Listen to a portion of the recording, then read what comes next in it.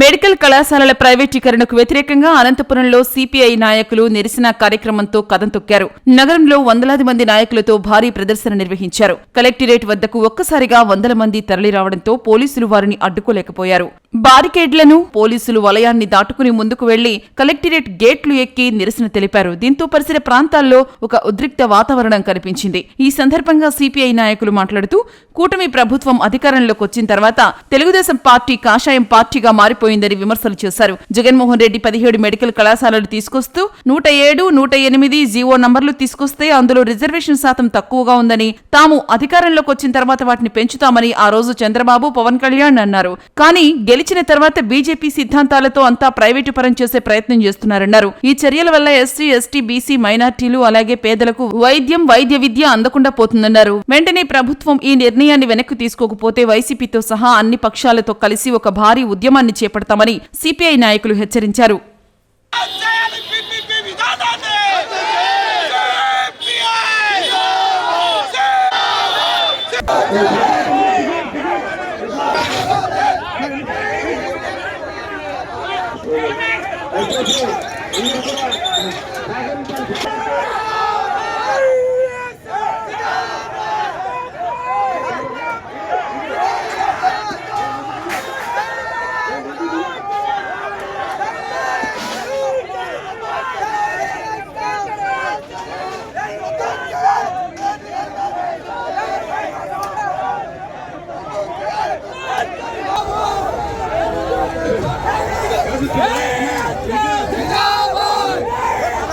కూటమి ప్రభుత్వం అధికారంలోకి వచ్చిన తర్వాత తెలుగుదేశం పార్టీ కూడా ఒక కాషాయ పార్టీగా మారిపోయింది. ఈరోజు 17 మెడికల్ కళాశాలల్ని ప్రైవేటు భాగస్వామ్యంతో మెడికల్ కళాశాలలు నిర్వహిస్తామని చెప్తా ఉన్నారు. అవన్నీ కూడా 17 మెడికల్ కళాశాలలు ప్రభుత్వ మెడికల్ కళాశాలలు. అవన్నిట్లో కూడా జగన్మోహన్ రెడ్డి 107, 108 జీవో ఇచ్చాడు. దాంట్లో రిజర్వేషన్ శాతం తక్కువ ఉందని మేము అధికారంలోకి వస్తే ఆ రిజర్వేషన్ని అంతా కూడా రద్దు చేసి మొత్తం అన్నీ కూడా ఈ యొక్క ప్రభుత్వ భాగస్వామ్యంతోనే అన్నీ కూడా రిజర్వేషన్ ప్రకారము విద్యార్థులు కేటాయిస్తామని ఉచితంగా చెప్పడం జరిగింది. కానీ ఈరోజు అధికారంలోకి వచ్చిన తర్వాత చంద్రబాబు నాయుడు గారు మాట మారుస్తూ ఆ యొక్క ప్రభుత్వ కళాశాలలన్నింటినీ ప్రైవేటు భాగస్వామ్యంతో పీపీపీ అనే విధానంతో బీజేపీ అనుసరిస్తున్నటువంటి ప్రైవేట్ విధానాన్ని తెలుగుదేశం పార్టీ కూడా అనుసరిస్తూ ఉంది. అంటే విద్యను, వైద్యాన్ని ప్రజలకు అందకుండా, లేదంటే పేద మధ్యతరగతి ప్రజలు వాళ్ళ పిల్లలు విద్యను అభ్యసించకుండా చేసేదానికోసం, ఇది ఒక కార్పొరేట్ వ్యక్తులకు మాత్రమే విద్యను పరిమితం చేసేదానికోసం ఈ యొక్క కూటమి ప్రభుత్వం కంకణం కట్టుకుంది. అందుకోసమే ఈరోజు సిపిఐ పార్టీ రాష్ట్ర వ్యాప్తంగా ఈ యొక్క మెడికల్ కాలేజీల దగ్గర ధర్నాను, కలెక్టర్ ఆఫీసుల దగ్గర ధర్నా నిర్వహిస్తూ ఉన్నాం. ప్రభుత్వం తక్షణమే 590 జీవోను రద్దు చేయాలా, అదేవిధంగా 50% రిజర్వేషన్ని మరి ఈరోజు ఇవ్వాలని చెప్పి కోరుతా ఉన్నాం ఎస్సీ, ఎస్టీ, బీసీ, మైనార్టీలకి. దాంతోపాటు ఈరోజు మరి 2500 సీట్లు మెడికల్ కాలేజీ సీట్లుంటే ఆ సీట్లన్నీ కూడా అమ్ముకునేదానికి ప్రైవేటు వ్యక్తులకి మీరు దారదత్తం చేస్తూ ఉన్నారు. అంటే ఒక్కటి కూడా వెనకబడిన వర్గాలకి, దళితులకు, అదేవిధంగా మైనార్టీలకి ఆ సీట్లు దక్కకుండా వైద్య విద్యని దూరం చేస్తూ ఉన్నారు.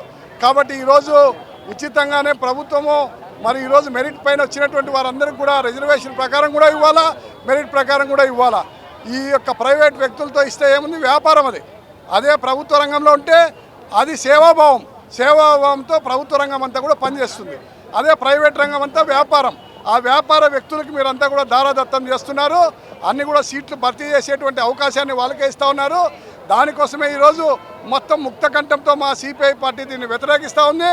అవసరమైతే మేము భవిష్యత్తులో ఈ రాష్ట్రంలో ఉన్నటువంటి వైఎస్ఆర్ పార్టీతో సహా సిపిఎంని, ఇతర రాజకీయ పక్షాలందరినీ కూడా కలుపుకొని ఈ ప్రైవేట్ విద్యని, ప్రైవేటు వైద్యాన్ని లేకోకుండా ప్రజలకి ఉచితంగా వైద్యం అందించాలా, అదేవిధంగా ఉచితంగా విద్యను అందించాలని చెప్పనని డిమాండ్ చేస్తూ ఆందోళన చేసి ప్రభుత్వాన్ని, యంత్రాంగాన్ని దిగ్బంధనం చేయాల్సి వస్తుందని రాష్ట్ర ప్రభుత్వాన్ని హెచ్చరిస్తూ ఉన్నాం. ఇప్పటికే మీరు గతంలో తెలుగుదేశం ప్రభుత్వం అధికారంలో ఉన్నప్పుడు మీరు మెయింటెనెన్స్ ఛార్జెస్ అని చెప్పనని గవర్నమెంట్ హాస్పిటల్లో కూడా రుసుము వసూలు చేసేదానికి పెట్టారు. కాబట్టి మీ మైండ్ అంతా కూడా కాషాయ పార్టీ మైండ్గా మారింది. బీజేపీతో కలిసినప్పటి నుంచి మీరు ప్రైవేట్ విధానాన్ని అనుసరిస్తూ ఉన్నారు. అధికారంలోకి రాకముందు మొత్తం అంతా కూడా ప్రభుత్వ రంగంలోనే మెడికల్ కళాశాల నడుపుతామని పవన్ కళ్యాణ్, చంద్రబాబు నాయుడు చెప్పారు. అదేవిధంగా విశాఖ స్టీల్ను కూడా మీరు ప్రైవేట్ పరం కానివ్వము, గవర్నమెంట్లోనే ఉంటుందని చెప్పనని దానికోసం మేము చేస్తామని చెప్పారు. అధికారంలోకి వచ్చిన తర్వాత అన్నీ కూడా ప్రైవేట్ పరం చేస్తూ ఉన్నారు.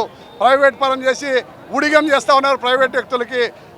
ఈ రకంగా మరి ప్రజలందరికీ కూడా, పేదలకి, మధ్యతరగతి ప్రజలకి అందరికీ కూడా వైద్యము, విద్య అందకుండా చేస్తూ ఉన్నారు. దీనిపైన ఎట్టి పరిస్థితుల్లో రాజీ పడేది లేదు. చంద్రబాబు నాయుడు గారిని హెచ్చరిస్తూ ఉన్నాం. ఇప్పటికైనా మీరు ఆ జీవోలను రద్దు చేసి ప్రైవేట్ వ్యక్తులకు ఇవ్వకుండా మరి ప్రభుత్వ రంగంలోనే ఆ విద్యా సంస్థలు నిర్వహించాలని, ఆ 17 మెడికల్ కాలేజ్ కూడా ప్రభుత్వ రంగంలోనే నిర్వహించాలని డిమాండ్